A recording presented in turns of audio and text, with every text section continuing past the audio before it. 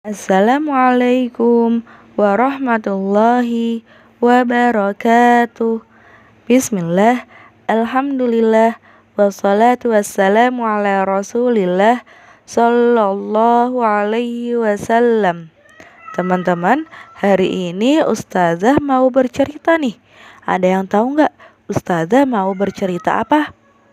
Bercerita tentang Rasulullah Sallallahu Alaihi Wasallam. Nah, teman-teman pernah nggak mendengar kisah tentang pasukan gajah?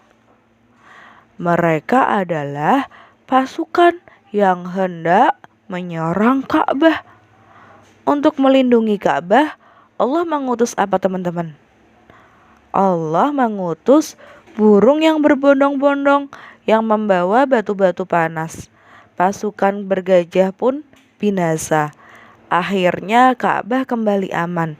Tahun terjadinya peristiwa itu dinamakan Tahun Gajah. Di Tahun Gajah ada seorang bayi mungil lahir. Bayi itu akan menjadi rahmat bagi semesta alam. Siapakah bayi mungil itu? Beliau adalah Muhammad bin Abdullah bin Abdul Muttalib bin Hashim bin Abdi Manaf sallallahu alaihi wasallam. Beliau dari suku Quraisy, keturunan Nabi Ismail alaihi salam. Sejak kecil, beliau sallallahu alaihi wasallam tidak terpengaruh dengan kebiasaan-kebiasaan jelek masyarakat saat itu. Beliau dikenal sebagai pemuda yang jujur, menjaga amanah, dan selalu berbuat baik. Akhirnya, pada usia 40 tahun, Allah memilih beliau sallallahu alaihi wasallam menjadi nabi. Malaikat Jibril pun datang kepada beliau sallallahu alaihi wasallam.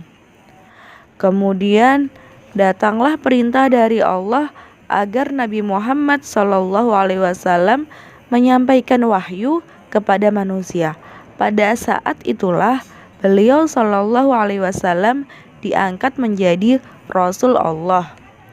Beliau sallallahu alaihi wasallam menjadi pembawa pesan dari langit untuk disampaikan kepada manusia. Pesan agar manusia hanya beribadah kepada siapa, teman-teman? Kepada Allah. Nabi Muhammad sallallahu alaihi wasallam tidak berbicara karena keinginan beliau sendiri.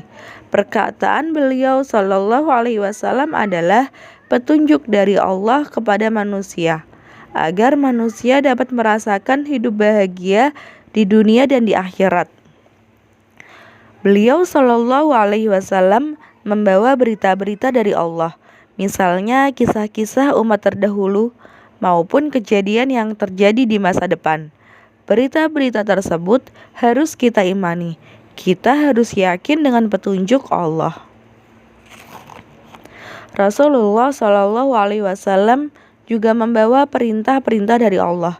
Ada yang wajib kita kerjakan. Contohnya apa, teman-teman, yang wajib? Contohnya sholat 5 waktu, puasa pada bulan Ramadan, zakat, dan haji bagi yang mampu. Tapi ada juga yang perintah tidak wajib atau sunnah. Misalnya sholat rawatib, puasa Senin Kamis, dan bersedekah. Jika kita mempelajari ilmu berupa sunnah-sunnah beliau sallallahu alaihi wasallam, kita akan diberi kemudahan menuju surga.